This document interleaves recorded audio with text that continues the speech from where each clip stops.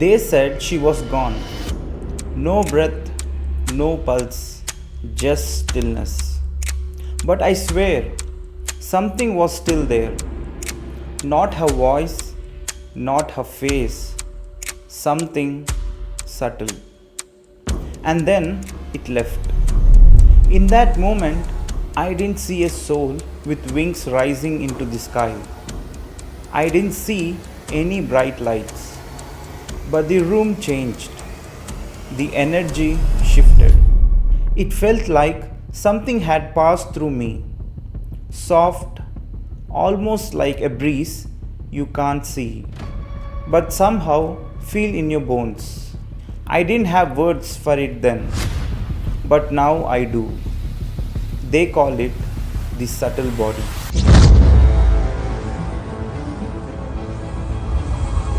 In yogic science, the human system isn't just flesh and blood. We are made of 5 sheaths or koshas. The physical body, Annamaya kosha, the mental body, Manomaya kosha, the energy body, Pranamaya kosha, the intellect, Vijnanamaya kosha, and then the bliss body, Anandamaya kosha. Beyond even this, there exists something called the subtle body, a field of impressions, of karma, of tendencies. It's what leaves when the breath stops, and it's what returns in another womb. I didn't believe in these things blindly, but after witnessing death up close, after feeling that strange presence, I had to ask, what was it that moved? How could the body still be there, but the person be gone? The answer wasn't scientific. It wasn't poetic. It was something deeper, something mystic. Sadhguru says, when life leaves the body, the physical mass is intact, but the subtler aspects of the being have moved on. It is these subtler aspects that determine what happens next.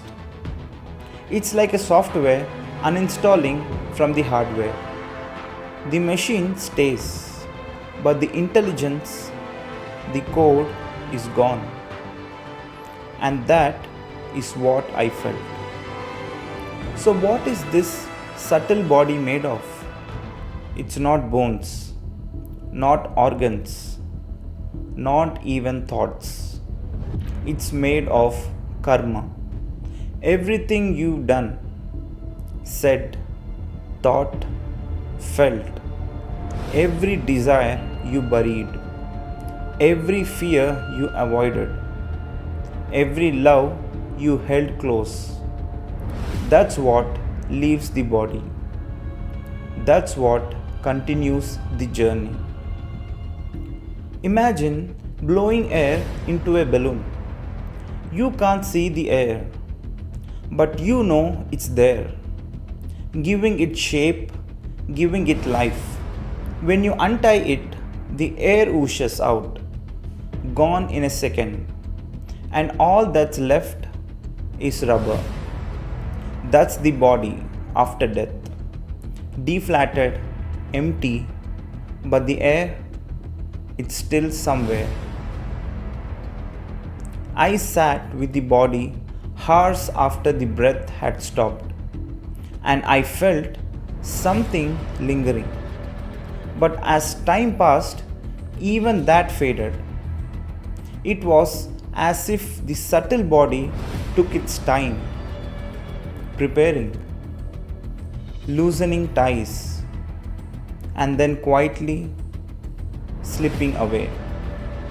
I didn't see it go, but I felt the absence once it had. Maybe you felt this too.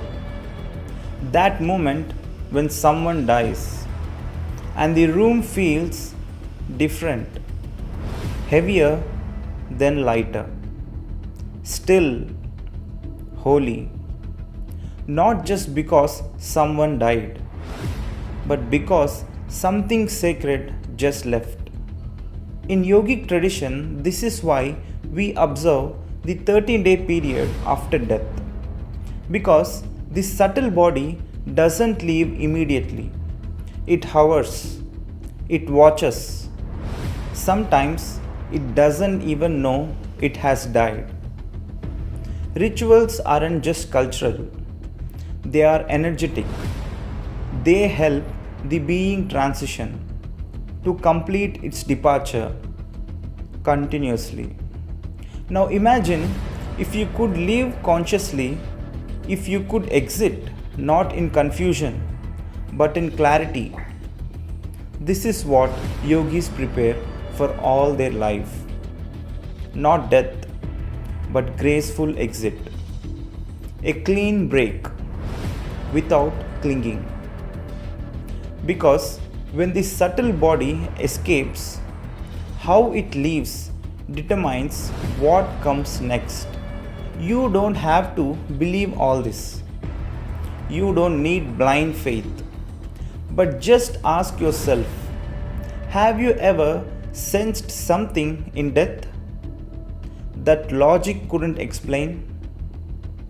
That feeling, that silence, that pull in your chest, that's not emotion, that's presence. Death isn't just an event, it's a process.